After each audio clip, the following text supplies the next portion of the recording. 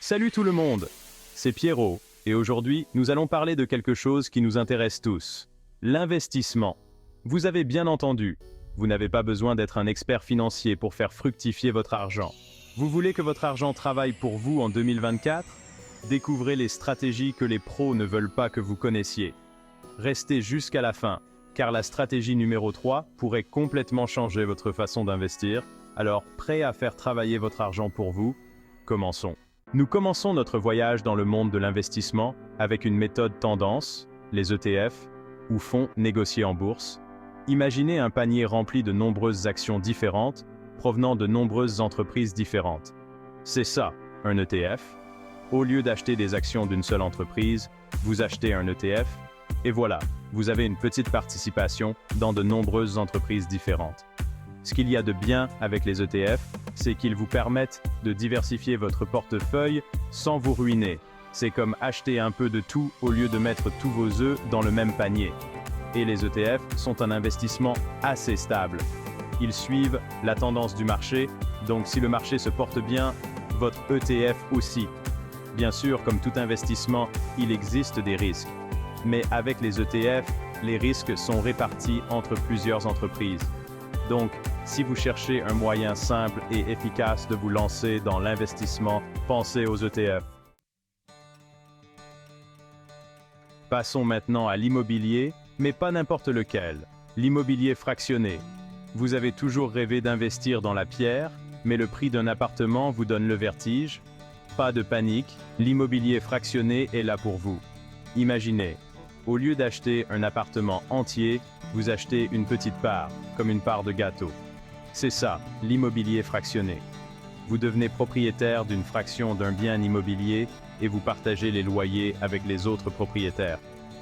L'avantage est que vous pouvez investir avec un petit budget et vous profitez tout de même des avantages de l'immobilier, tels que les revenus locatifs et les plus-values potentielles à la revente.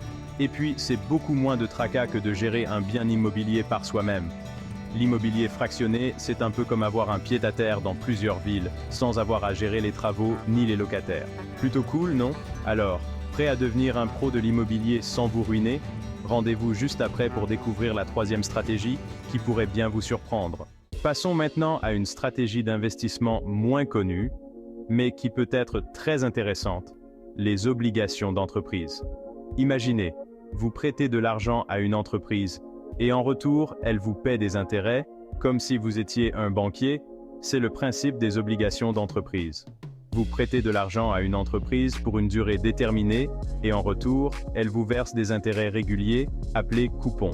À l'échéance de l'obligation, l'entreprise vous rembourse votre capital initial. L'avantage des obligations d'entreprise est qu'elles offrent généralement des rendements plus élevés que les placements sans risque, comme les comptes d'épargne. Et les obligations d'entreprise sont considérées comme moins risquées que les actions, car les entreprises sont tenues de rembourser leurs dettes avant de verser des dividendes aux actionnaires. Bien sûr, comme pour tout investissement, il existe un risque de ne pas récupérer la totalité de votre capital.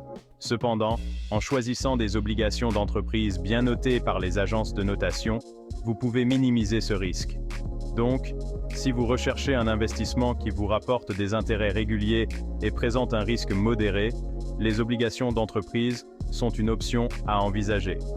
Rendez-vous juste après pour découvrir la quatrième stratégie qui est accessible à tous.